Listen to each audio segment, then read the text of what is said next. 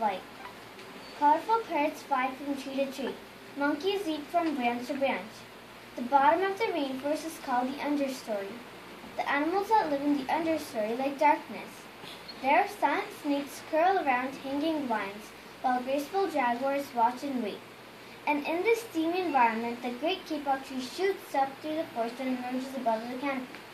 This is the story of a community of animals that live in one such tree in the rainforest.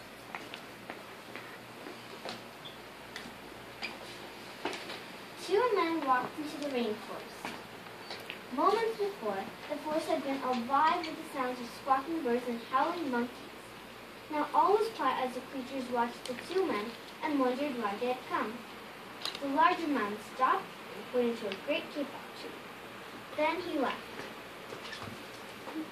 The smaller man took the axe he carried and struck the trunk of the tree.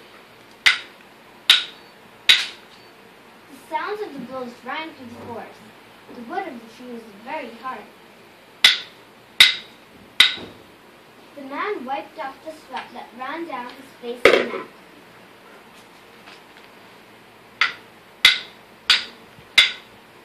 Soon the man grew tired.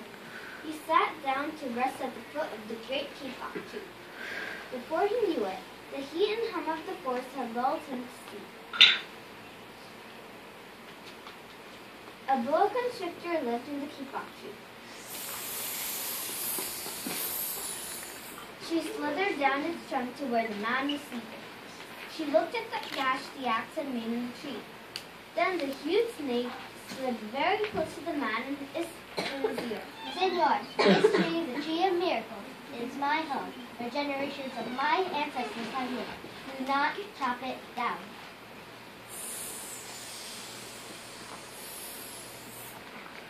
A bee buzzed in the sleeping man's ear. Senor, my hive is in this great Kapoke tree, and I fly from tree to tree and flower to flower collecting pollen. In this way, I pollinate the trees and flowers throughout the rainforest. You see, all living things depend on one another.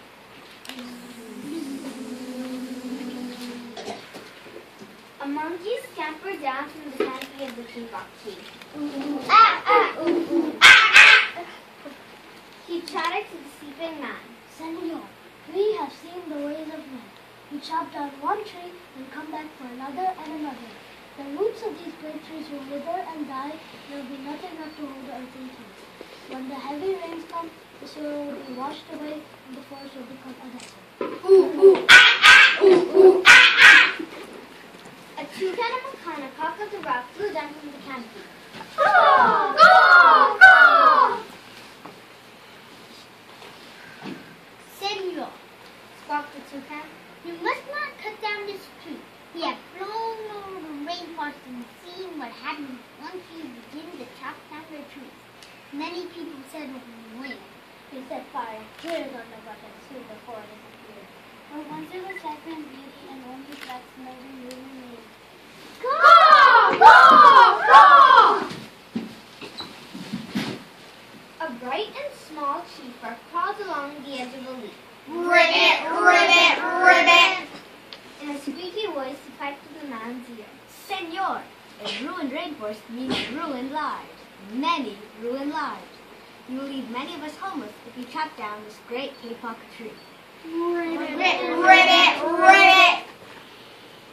A jaguar had been sleeping along a branch in the middle of the tree. Rawr! Rawr! Rawr!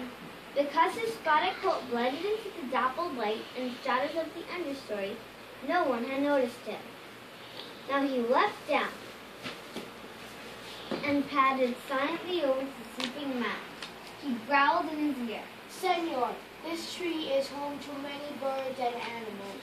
If you chop it down, where will I find my dinner? Rawr! Rawr! Rawr! Two tree porcupines swung down from branch to branch and whispered to the man. Porcupine noise! Porcupine noise! Senor, do you know what we animals and humans need in order to live? Oxygen! And senor, do you know what trees produce? Oxygen! If you cut down this forest, you will destroy that which gives us all life. Porcupine noises! Porcupine noises! Porcupine noises! An anteater climbed down the Kapoke tree. Anteater noises! Anteater noises! Anteater noises! The anteater said to the sleeping man, Senor, you are chopping down this tree with no thought for the future. And surely you know that what happens tomorrow depends on what you do today. The big man tells you to chop down a beautiful tree. He does not think his own children who tomorrow must live in a world without trees. Anteater noises! Anteater noises! Anteater noises! a three-toed sloth had begun climbing down from the canopy when the men first appeared. Sloth noises! Sloth noises! Only now did she reach the ground, plodding ever so slowly over the sleeping man. She spoke in a deep and lazy voice. Senor, how much is beauty worth? Can you live without it? If you destroy the beauty of the rainforest, on what will we feast our eyes? Sloth noises! Sloth noises! A child from the Yanomamo tribe who lived in the rainforest knelt over the sleeping man. She murmured in his ear, Senor, when you awake, please look upon us all with new eyes. The man awoke with a start. Before him stood the rainforest child, and all around him, staring, were the creatures who depended upon the great Kapoke tree. What wondrous and rare animals they were! The man looked about and saw the sun streaming through the canopy. Spots of bright light glowed like jewels amidst the dark green forest. Strange and beautiful plants seemed to dangle in the air, suspended from the great Kapoke tree.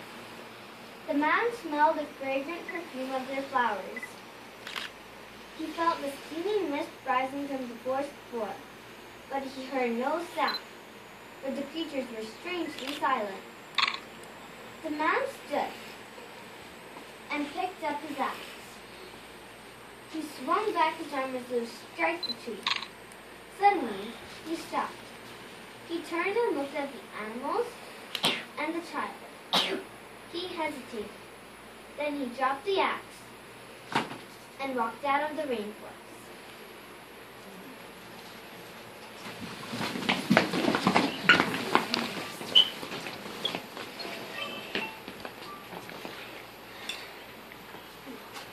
Oh, where have our rainforests gone? Oh, where can they be? With their flowers and forests and fabulous birds. Oh, where can they be? They hold great treasures of trees and plants, of foods and seasonings galore, and medicines that will fight disease.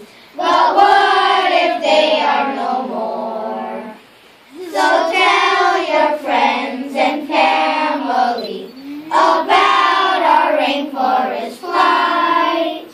If we work hard to save them now, then things may turn out just right.